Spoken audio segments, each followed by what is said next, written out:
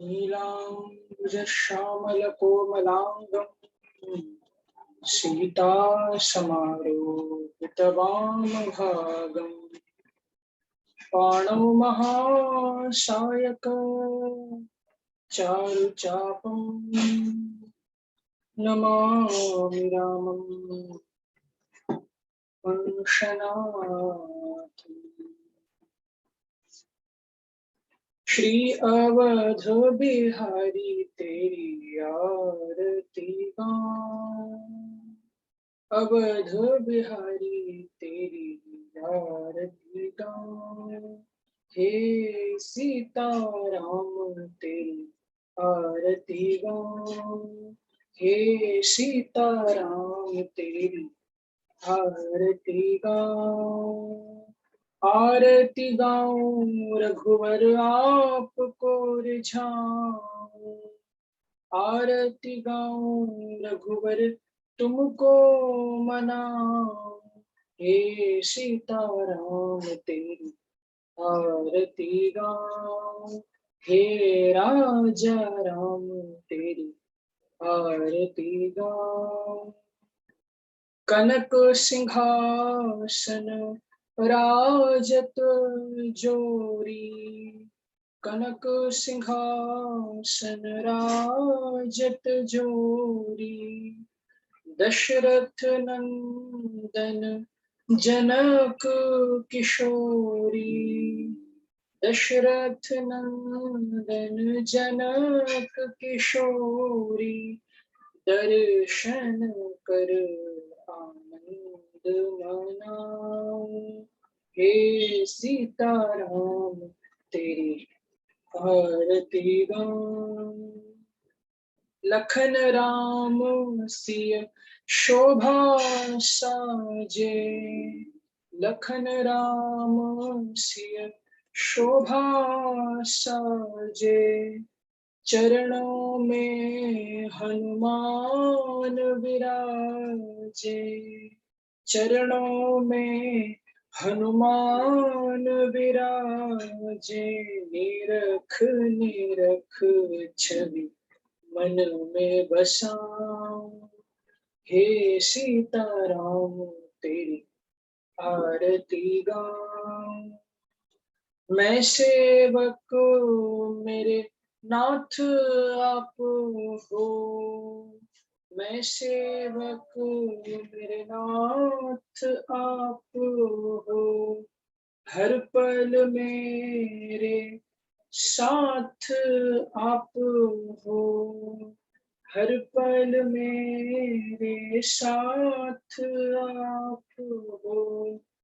वास सदा तन मन धन चरणों में चढ़ाऊं, हे सीताराम तेरी आरती गाऊं।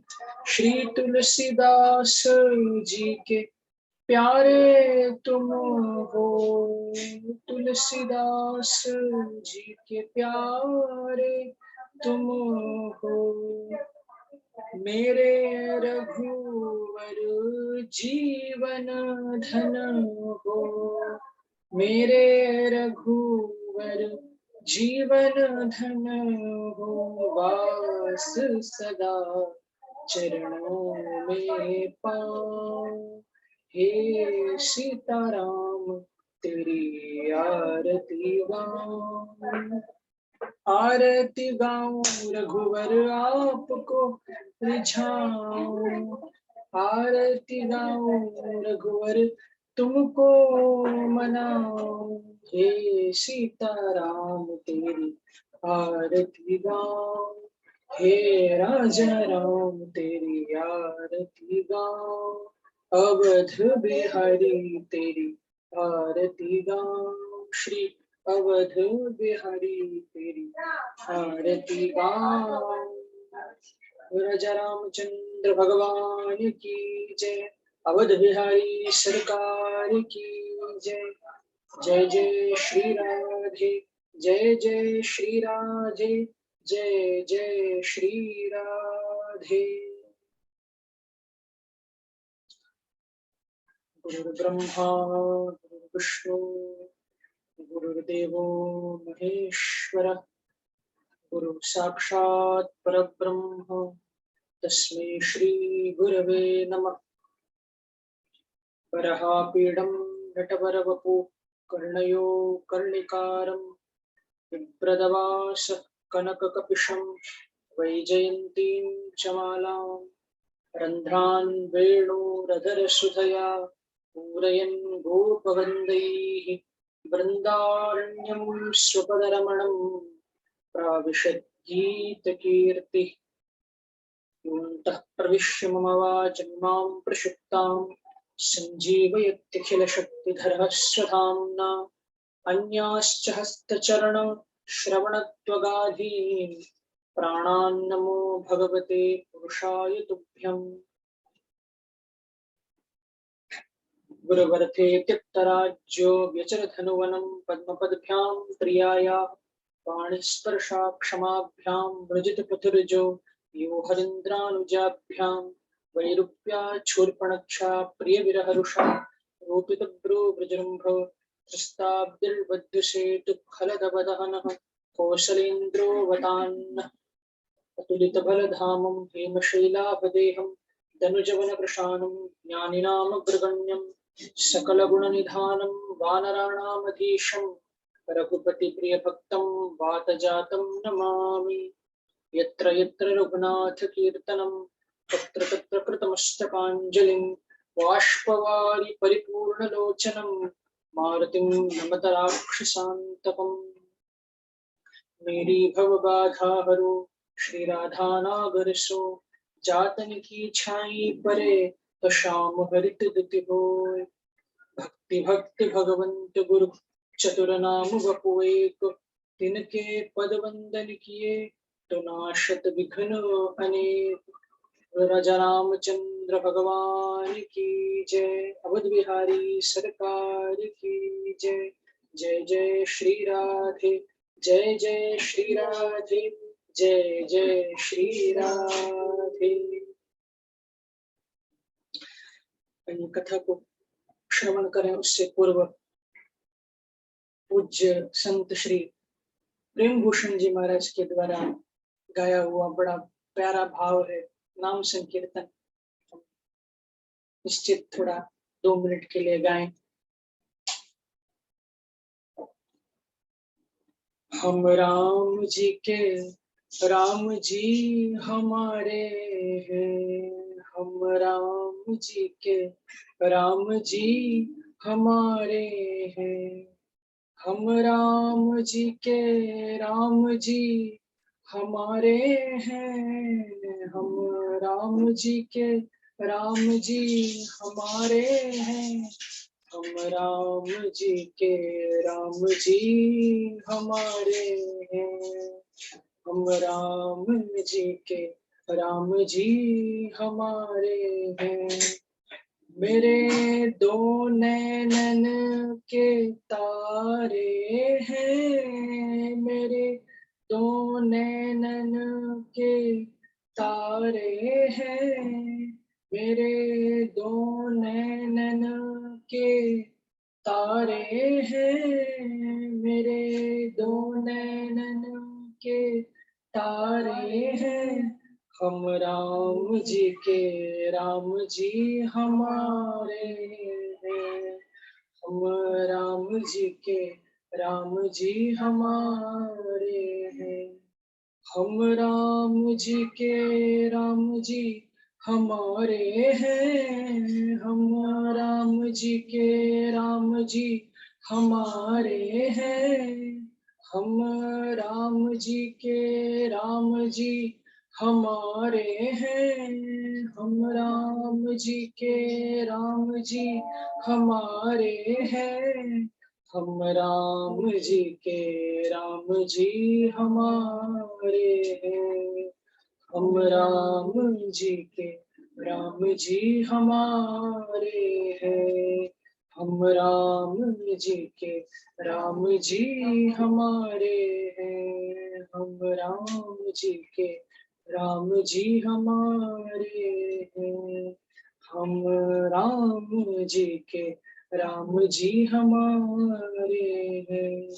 जय जय राम राम राम, सीता राम राम राम। जय जय राम राम राम, सीता राम राम राम। जय जय राम राम राम, सीता राम राम राम। जय जय राम राम राम, सीता राम राम राम। जय जय राम राम राम, सीता राम राम राम। जय जय राम राम राम, सीता राम राम राम। जय जय राम राम राम, सीता राम राम राम। जय जय राम राम राम, सीता राम राम राम। सीता राम राम राम, सीता राम राम राम। तो हम राम जी के, राम जी हमारे हैं। रामचंद्र भगवान की जय, अवध बिहारी सरकार की जय। जय जय श्री राधे, जय जय श्री राधे, जय जय श्री राधे। आज कथा का 6वें दिन में हम प्रवेश कर रहे हैं और कैसे दिन बीते पता ही नहीं चला। और 3 दिन हमारे पास शेष है, तो कितनी कथा हम गा पाए प्रभु की, वो तो हनुमान जी शाह जान सकते हैं। हनुमान जी को ही मालूम है, वो ही गवाते हैं, वही कीर्तन कराते हैं। तो कल बड़े भाव से हमने वो श्रवण किया कि कैसे प्रभु राम एक रात पहले, जिनको कहा गया था कि कल सुबह तुम्हारा राज्याभिषेक होने वाला है, और अगले दिन सुबह ये खबर आई कि आपको वन को जाना है।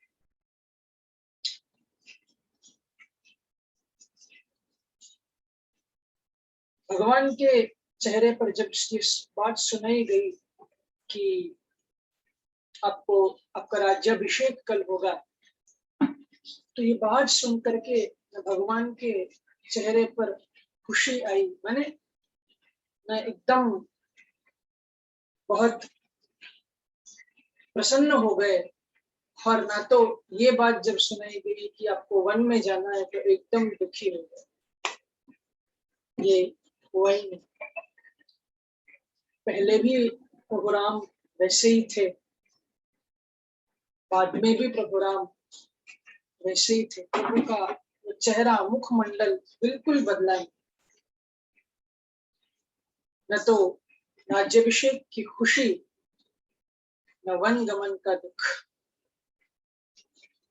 यही बात हमको प्रभु सिखाते हैं अपने उस आचरण से, क्योंकि रामावतार ये मर्यादा पुरुषोत्तम अवतार तो है, लेकिन इसमें शिक्षा लेने वाली, इसमें हम अपने जीवन में उतार सकें ऐसी बातें बहुत भगवान ने सिखा। कि भगवान ने अवतार लिया ही इसलिए है कि कैसे एक मनुष्य को अपना जीवन व्यतीत करना चाहिए धर्म के साथ। ये सिखाने के लिए ही प्रभु ने अवतार धारण किया था कि कैसे हम मानव जिए, क्योंकि भगवान को मालूम था कि आगे कलिकाल आने वाला है, और कलिकाल में तो मानव भी दानव बनने वाले, मानवता नहीं रहेगी मानवों में। तो प्रभु को मालूम था, तो इसलिए एक आदर्श स्थापित करने के लिए भगवान ने अवतार लिया था। आज कल शायद हमारा आदर्श कोई मूवी का स्टार हो, कोई क्रिकेट का कोई खिलाड़ी हो, जिनका हो उनका हो, लेकिन भक्तों के तो आदर्श प्रभु राम ही। भक्तों के तो वो कहते ना रोल मॉडल प्रभु राम ही। राम के जैसे हमको अपना जीवन बनाना चाहिए। बचपन से ही भगवान हमने तीसरे दिन की कथा में भी, चौथे दिन की कथा में भी ये श्रवण किया था, कैसे प्रभु राम प्रातः काल उठ के रघुनाथा, मात पिता गुरु नावही माथा। बचपन से प्रभु सिखा रहे हैं कि पहले सुबह उठ करके कैसे तुम्हारी दिनचर्या होनी चाहिए। तो एक आदर्श स्थापित करने के लिए प्रभु ने अवतार धारण किया था। तो यही सिखा रहे हैं भगवान कि जिंदगी है, जीवन है, तो सुख भी आएंगे और दुख भी आएंगे। ब्रज में हमारे कहते हैं ना, सुख में भूलो मती, सुख में फूलो मती और दुख में भूलो मती। सुख में एकदम फूल करके कुप्पा मत हो जाए, और दुख आए तो भी चिंता नहीं करना, क्योंकि गीता में भी भगवान ने ये कहा है कि शीतोष्ण सुख दुख योग। जैसे अभी गर्मी चल रही है मौसम, अब जैसे जैसे जून जुलाई आएगा तो वर्षा शुरू हो जाएगी, फिर वापस वो ठंडी शुरू हो जाएगी, फिर गर्मी शुरू हो जाएगी। बस ये अनंत काल से चक्र चल रहा है, दिन होता है, रात होती है। तो इसी प्रकार से सुख और दुख भी जीवन में आते जाते रहे। न तो किसी के जीवन में हमेशा दुख रहेगा, न तो हमेशा किसी के जीवन में सुख रहेगा। और इसका सबसे बड़ा प्रमाण तो आप प्रभु के जीवन में ही देख लीजिए। अरे लोगों को तो कुछ दिन को सुख रहता है, फिर कुछ दिन में दुख होता है। प्रभु को तो एक रात में ही पूरा पासा ही पलट गया। एक रात को बोला गया कि आप राजा बनोगे, अगली सुबह होने वाली है, सुबह हो गई और बोला कि आप वन को जाओ। 14 वर्ष के लिए, वो भी कोई एक दो दिन के लिए नहीं, एकदम सब कुछ छीन लिया। लेकिन प्रभु के मन में न तो चिंता है, न भय है। जैसा था वैसे ही प्रभु सुख में भी और दुख में भी एक स्थिति में। ये कठिन जरूर है, बहुत मुश्किल, क्योंकि हम जैसे बद्ध जीवों के लिए ऐसा रहना बहुत मुश्किल है। लेकिन प्रयास तो किया जा सकता है, उसको अपने जीवन में थोड़ा थोड़ा उतारा तो जा सकता है। और इसको उतारने के लिए मालूम है सबसे बड़ा राम बाण कौन सा एक काम करता है? वो है प्रभु का स्मरण। सुख में रहो या दुख में रहो, जब प्रभु का, बिहारी जी का, श्री राम का जब स्मरण हमारे चिंतन में, हमारे मस्तिष्क में, हमारे मन में, हृदय में बना रहेगा, तो चिंतन, वो स्मरण हमको सुख में भी एक समान रखेगा और दुख में भी हमको टूटने ही नहीं देगा। सुख में अभिमान नहीं आने देगा और दुख में हमको टूटने नहीं देगा। क्योंकि जो सुख में जब व्यक्ति अभिमान में आ जाता है ना, एकदम बहुत सातवें आसमान पर पहुंच जाता है, वो फिर जब दुख आता है ना, उसको झेल नहीं सकता।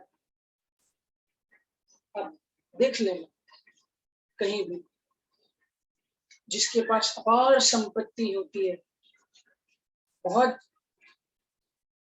संपत्ति जिसके पास हो, और एकदम वो अपने आप को ऐसा समझे कि मेरे नीचे तो कोई ऐसा है ही नहीं, अक्सर उनके जीवन में जब दुख आता है, जब सब कुछ छीन लिया जाता है, तो वो सहन नहीं कर सकते, वो आत्महत्या तक पहुंच जाते हैं। आप किसी का भी जीवन उठा करके देख, क्योंकि जो सुख में अभिमानित नहीं होता, एक समान रहता है, दुख में भी एक समान रहता है, तो वो उसके अंदर जो शक्ति काम करती है वो प्रभु का भजन, भगवान का स्मरण ही होता है। जितना भगवान का भजन बढ़ेगा, भगवान का स्मरण बढ़ेगी, उतना उसके जीवन में एक शक्ति उसको मिलेगी जो दुख में भी उसको टूटने न दे और सुख में भी उसको एकदम उड़ने न दे। वो हमेशा एक स्थिति में रहे। पर जो चिंता करता रहेगा संसार का कि हमारा क्या होगा, आगे क्या होने वाला है, न जाने क्या होगा, वो तो हमेशा चिंता में ही रहेगा। क्योंकि जो भक्त होते हैं वो चिंता नहीं करते, वो चिंतन करते। चिंतन किसका? भगवान के नाम का चिंतन, प्रभु के स्वरूप का चिंतन, उसमें ही डूबे रहते हैं। उनको कोई चिंता से कोई मतलब ही नहीं। इसलिए तो गाते ना, वो एक लाइन हम गा लेते कि हमारे साथ है रघुनाथ, फिर किस बात की चिंता। हमारे साथ है रघुनाथ, फिर किस बात की चिंता।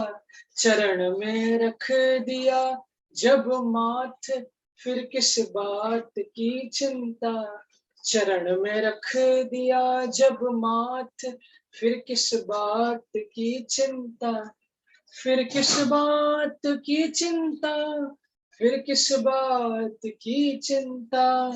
तो फिर किस बात की चिंता, फिर किस बात की चिंता। हमारे साथ है रघुनाथ, फिर किस बात की चिंता। हमारे साथ है रघुनाथ, फिर किस बात की चिंता। न न जीने की, न पीने की, न मरने की, न जीने की, न खाने की, न पीने की, न मरने की, न जीने की, न मरने की, न जीने की, न मरने की, न जीने की, न खाने की, न पीने की, न मरने की, न जीने की, न खाने की, न पीने की, न मरने की, न जीने की। भैया भक्त जो होते हैं, जिनको भगवान का सहारा महसूस होने लगता है, उसको न खाने की चिंता होती है, न पीने की चिंता होती है, न जीने की चिंता होती है, और न मरने की चिंता होती है। उसको तो बस एक ही बात की चिंता है, हमें हर वक्त रहती है, हमें हर वक्त रहती है मधुर हरि नाम की चिंता। प्रभु का नाम हमारे मुख से कहीं छूट ना जाए, इस बात की चिंता रहती। हमें हर वक्त रहती है मधुर हरि नाम की चिंता। हमारे साथ है रघुनाथ, फिर किस बात की चिंता। चरण में रख दिया जब माथ, फिर किस बात की चिंता। चरण में रख दिया जब माथ, फिर किस बात की चिंता। हमारे साथ है रघुनाथ, फिर किस बात की चिंता। तो भैया जो भक्त होते हैं उनको तो प्रभु का सहारा, प्रभु के चरणों का सहारा होता है, उनको चिंता नहीं होती, वो तो हमेशा चिंतन में लगे रहते हैं। तो भगवान निकले हैं जब अयोध्या से, पूरी अयोध्या पीछे पीछे आ रही है, प्रभु छोड़ना नहीं चाहती। जब अयोध्या से बहुत दूर पीछे पीछे की सारी नगरी आ रही है, गए हैं श्रृंगवेरपुर, पहुंचे हैं प्रभु, जहां थोड़ा विश्राम, जहां गुरु निषाद राज, उस गुरु से भगवान की भेंट हुई। बड़ा प्रसन्न होकर के स्वागत किया निषाद राज ने, कंदमूल फल दिए खाने को, और थोड़ा अयोध्या के पहले ही भगवान थोड़ा विश्राम किए रात को, क्योंकि श्रृंगवेरपुर तो बाद में पहुंचे हैं, लेकिन उसके पहले ही थोड़ा श्रृंगवेरपुर के पहले थोड़ा विश्राम किया रात को, और उस सुमंत्र जी को कहा कि आप रथ को, रातों रात भगवान ने कहा कि देखो अगर मैं ऐसे ही चलता रहा पीछे पीछे, अयोध्या वासी चलते रहते, अयोध्या तो सूनी रह जाएगी। तो आप एक काम करो सुमंत्र जी, रातों रात रथ को ऐसे भगाओ कि कोई आवाज ना आए और हम यहाँ से थोड़ा निकल जाए।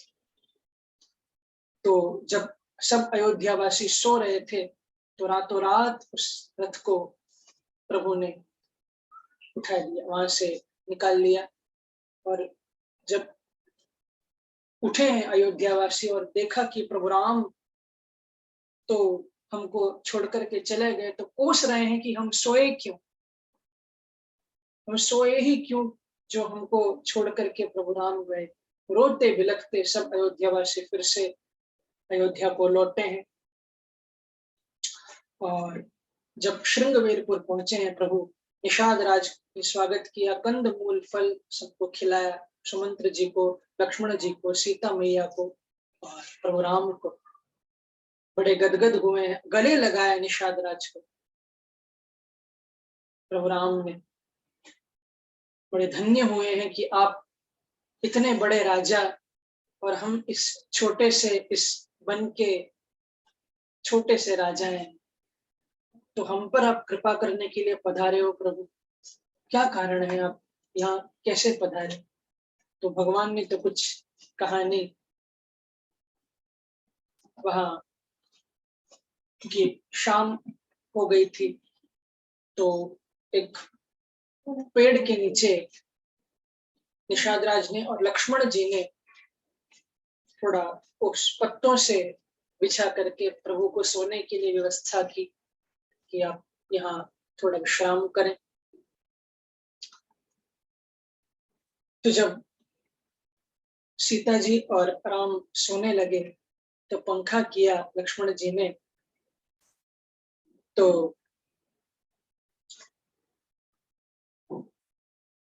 लक्ष्मण जी और निषाद राज पहरा देने के लिए खड़े हैं, क्योंकि लक्ष्मण जी ने संकल्प लिया था ना, कल हमने सुना था कि मैं अब 14 साल के लिए सोऊंगा ही नहीं, निद्रा को त्यागता हूं, पहरा दूंगा मैं रात भर। तो पहरा देने के लिए खड़े हुए। तो जब पहरा देने के लिए खड़े हुए तो चर्चा हुई निषाद राज के साथ। प्रभु ने कहा कि ये निषाद राज ने कहा कि ये कैकेयी के मन में ऐसा क्यों, ये कुबुद्धि आ गई, ये कैसे ये सब हो गया?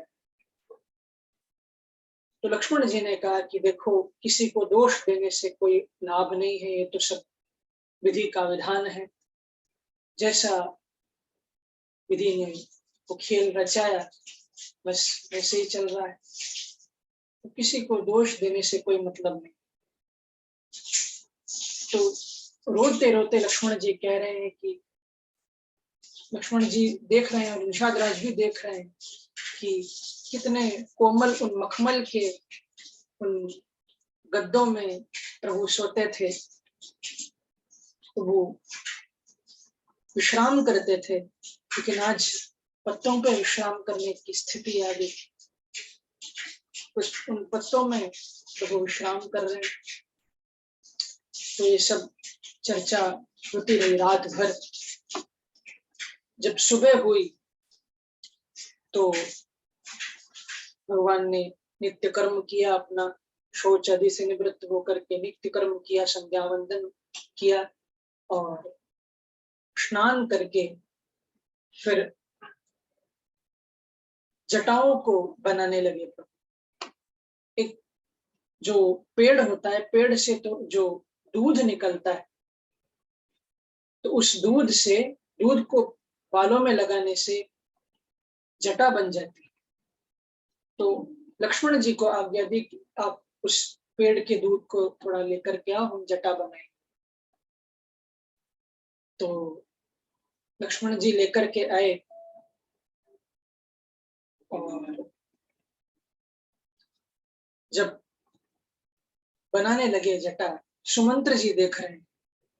देखा नहीं जाता सुमंत्र जी से, क्योंकि सोने का मुकुट और स्वर्ण का आभूषण जिनको पहनना चाहिए, आज वो अपनी जटा बना रहे हैं, वो देख रहे हैं सुमंत्र जी। और यहाँ एक बात है, जो सुमंत्र लक्ष्मण जी ने जो दूध दिया वो थोड़ा सा प्रभु ने लगाया और तुरंत लक्ष्मण जी ने लिया और पूरा वो दूध अपने बालों में लगाया, क्योंकि डर है लक्ष्मण जी को कि कहीं मुझे भैया वापस सुमंत्र जी के साथ न भेज दे, इसलिए मैं तुरंत बालों में जटा लगा देता हूँ, तो फिर ये मुझे नहीं भेज पाएंगे, तो मैं यही भैया के साथ ही रहूंगा। तो जटा बनाई, और जब जटा बना करके कहा सुमंत्र जी को कि देखो सुमंत्र जी, अब हमको आगे चलना है, क्योंकि सरयू को प्रणाम किया, सरयू के बाद फिर गंगा जी से पार जाना है हमको, तो अब आप, रथ का तो काम हो गया है, अब आप वापस अयोध्या लौटो। सुमंत्र जी ने कहा कि देखो प्रभु, मुझे आपके पिता दशरथ जी ने कहा है कि 3 दिन के लिए मेरे उन बच्चों को घुमा करके वापस लेकर आना। अब तो 3 दिन हो चुके हैं, आप चलिए हमारे साथ वापस अयोध्या। कहा प्रभु ने कि नहीं, देखो 14 वर्ष का हमको आज्ञा मिली है, तो 14 वर्ष के बाद ही हम अयोध्या आएंगे, उसके पहले मैं नहीं आ सकता। आप वापस जाइए, पिताजी को संभालिए, मेरी माताओं को संभालिए, क्योंकि उनको तो आपको ही संभालना है। ऐसा कह करके सुमंत्र जी भी रोते रोते वहां जा रहे हैं, जा नहीं रहे, वहां बैठे इंतजार कर रहे हैं। यहाँ जब भगवान आगे बढ़े तो भगवान को अब पार उतरना है, तो केवट की जरूरत है। तो एक मस्त मौला केवट वहां अपनी नाव में लेटा हुआ पड़ा था। तो प्रभु ने आवाज दिया कि अरे केवट, मुझे नाव दो, हमको नाव में लेकर जाओ, पार होना है हमको। तो कहा, यहाँ गोस्वामी जी कितना सुंदर कह रहे हैं कि मागी नावन केवटवाना, मागी नावन केवटवाना, कही तुम्हार मरम मैं जाना, कहु तुम्हार मरम मैं जाना, चरण कमल रज कहूँ सबु कहीं, मानुष करनी मूरी कछु अहई। कहते हैं केवट जी, मैं नहीं आने वाला। तो अब प्रभु की अब स्थिति देखिए, वहां सुमंत्र जी अभी भी खड़े हैं, जाने ही रहे हैं, उनका मन नहीं कर रहा जाने के लिए, और भगवान बोल रहे हैं यहाँ केवट नहीं आ रहा है पार होने के लिए। भगवान को पूरा टेंशन है यहाँ कि वहां वो सुमंत्र जी जा नहीं रहे, केवट यहाँ आ नहीं रहा। तो पूछा भगवान ने कि अरे केवट भैया, तुम आ क्यों नहीं रहे हो, मुझे कारण तो बताओ। तो केवट आया और बोला, देखो मरम मैं जाना, देखो मैं तुम्हारे चरणों की महिमा बहुत जानता हूँ। मैंने सुना है कि तुम जिस पर अपना चरण रख देते हो वो तो नारी बन जाती है, बड़ा जादू भरा तुम्हारा पाँव है, तो मैं ये रिस्क बिल्कुल नहीं ले सकता, क्योंकि मेरी तो यही रोजगार है। अगर यहाँ ये नाव नहीं रहेगी तो मैं कमाऊंगा कहाँ से, और नाव नहीं रहेगी छोड़ो, मेरी तो पत्नी है घर पे, अगर ये नारी बन गई तो मैं उसको क्या जवाब दूंगा। तो मैं ये खतरा बिल्कुल नहीं लूंगा। तो प्रभु पहली बार मुस्कुराए। नावट वो केवट क्या बोल रहा है, ये छोटा सा भाव है, उसमें गा करके पूरा केवट का भाव, क्या केवट कहना चाहता है प्रभु को, वो थोड़ा सुनो। कि मेरी छोटी सी है नाव, तेरे जादू भरे पाँव। मेरी छोटी सी है नाव प्रभु, तेरे जादू भरे पाँव।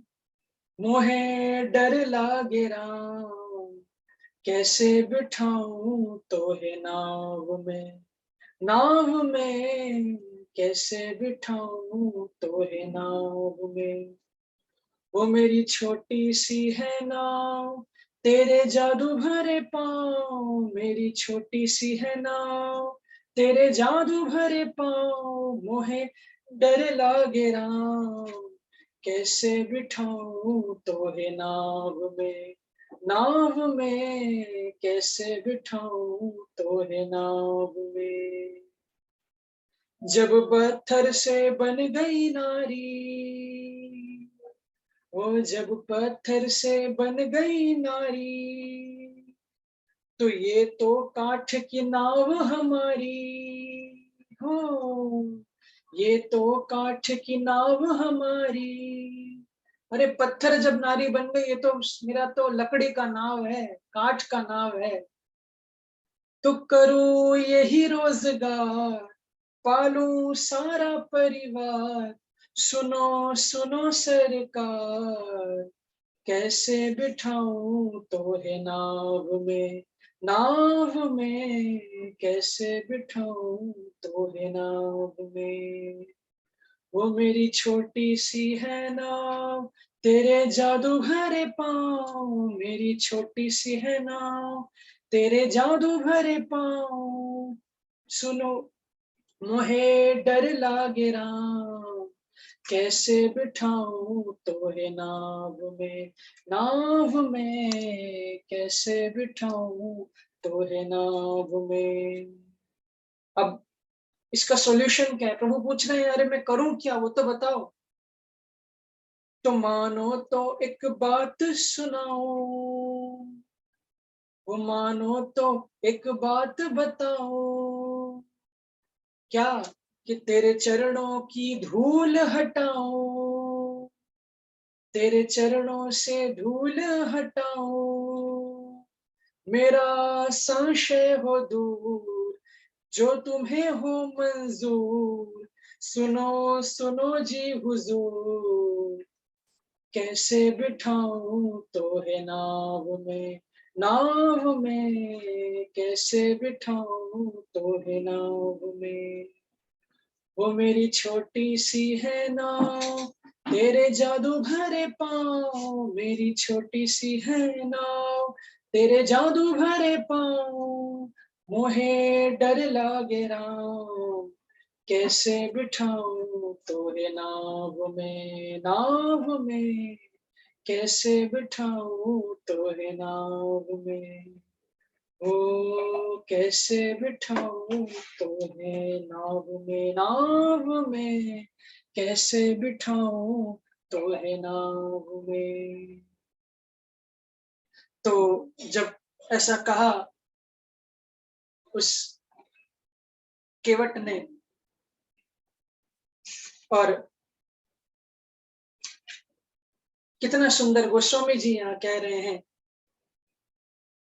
कि पद कमल धोई चढ़ाई नाव, ननाथ उतराई चहु। पद कमल ना धोई चढ़ाई नाव, ननाथ उतराई चहु। मोहि राम राउरी आन दशरथ, शपथ सब साची कहूँ। मोहि राम राउरियान दशरथ, शपथ सब साची कहूँ। बरु तीर मारहु लखन पे, जब लगी न पाई पखारी हूँ।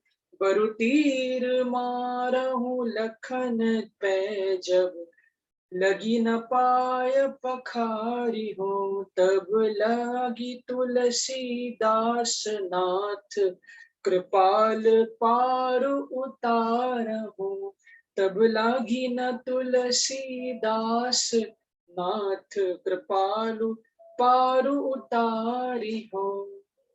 कहा क्योंकि जब ये सब बोल रहा था अटपटी बहन वो केवट, तो लक्ष्मण जी को एकदम गुस्सा आ रहा है। एक तो इतना समय हो रहा है और ये टाइम वेस्ट कर रहा है हमारी, और प्रभु को की अवहेलना कर रहा है, माने बात नहीं मान रहा है। तो थोड़ा थोड़ा गुस्सा आ रहा है और धीरे धीरे प्रभु को लक्ष्मण जी अपना चाप चढ़ा रहे हैं।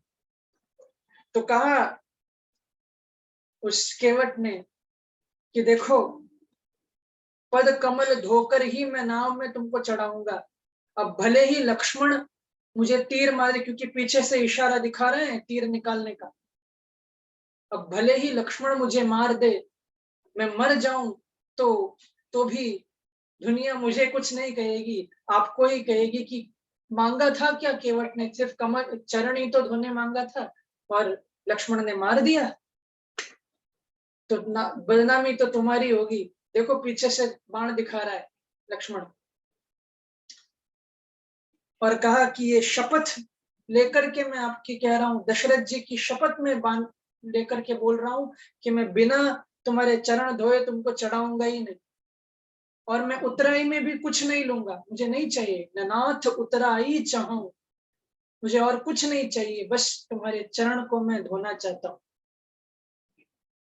पर जब ये अटपटी बानी प्रभु ने सुनी, तो एक सोरठे में तुलसीदास जी वो भाव बता रहे हैं कि सुन के वट के बैन प्रेम लेप लपटे अटपटे, बेहसे करुणा ऐन चितई जान की लखन तन।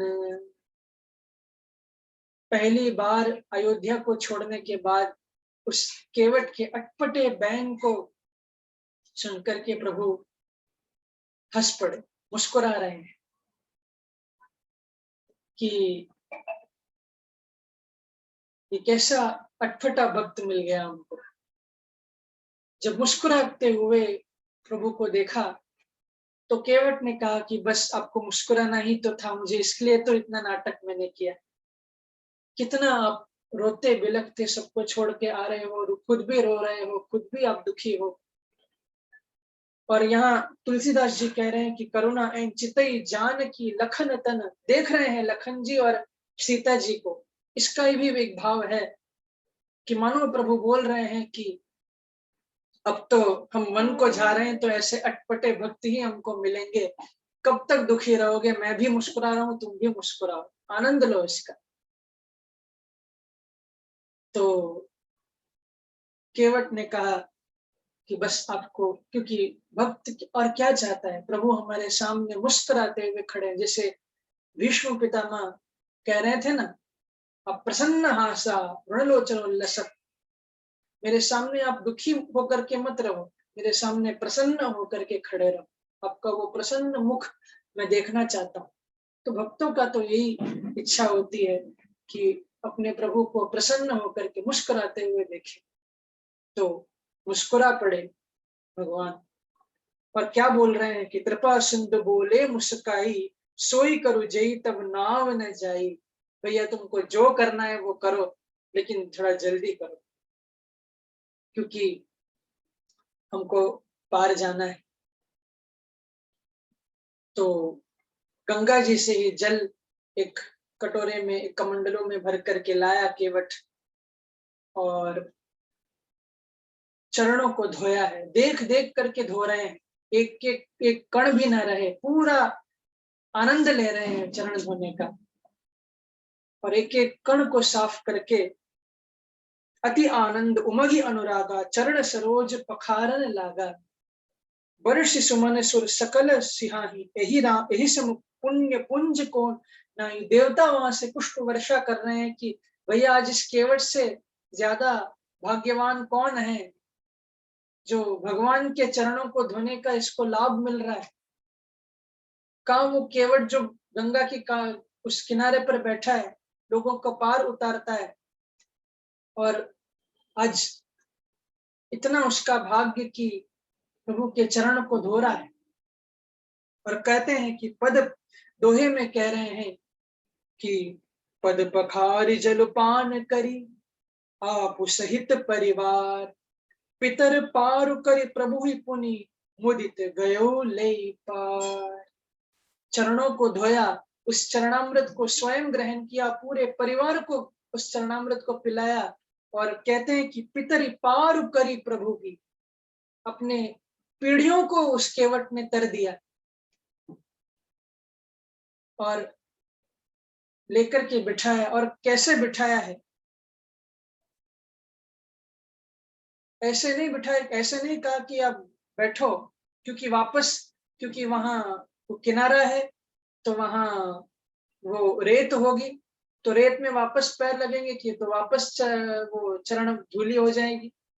तो प्रभु को उठाया, अपने गोद में उठा करके अंदर नाव में बिठाया है। अब उस केवट के भाग्य को तो देखिए, अपने गोद में उठा करके उस नाव में बिठाया, सीता जी को बिठाया, राम लक्ष्मण जी को बिठाया। और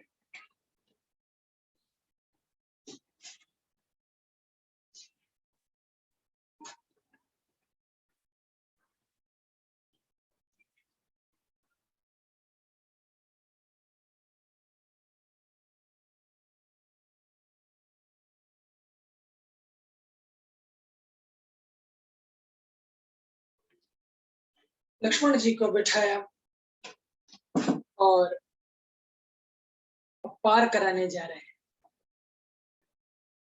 अब सोचिए, जो पूरे विश्व को की नैया को पार कराते हैं, केवट के भाग्य को देखिए, वो प्रभु राम की, राम को बिठाकर उनकी नैया को पार करा रहा है केवट। धीरे धीरे चला रहा है। अभी भी लक्ष्मण जी को गुस्सा आ रहा है कि जानबूझ करके धीरे